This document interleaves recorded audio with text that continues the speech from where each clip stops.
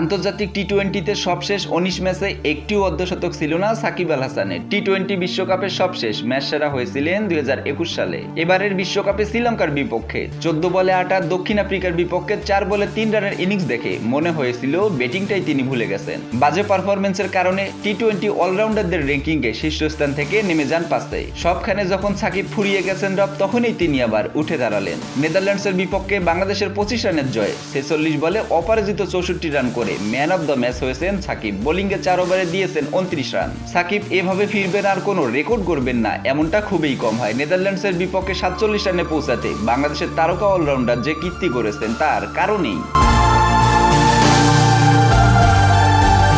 সাকিবই এখন একমাত্র ক্রিকেটার যার দুই ধরনের ক্রিকেটে ওয়ানডে এবং টি-টোয়েন্টি বিশ্বকাপেই কমপক্ষে ৮০০ রান এবং ৪০ উইকেট আছে। ৫ বার ওয়ানডে বিশ্বকাপ খেলা সাকিবের রান ১৩৩২ এবং উইকেট আছে ৪৩টি। সবকটি টি-টোয়েন্টি বিশ্বকাপ খেলা সাকিবের এই প্রতিযোগিতায় রান ৮১৭, উইকেট ৪৩টি। অদূর ভবিষ্যতে এই কীর্তিতে কারো সাকিবের সঙ্গে হওয়ার সম্ভাবনা নেই বললেই চলে। নেদারল্যান্ডসের বিপক্ষে ম্যাচ সেরার পুরস্কারটি ছিল আন্তর্জাতিক ক্রিকেটে সাকিবের ৪৫তম।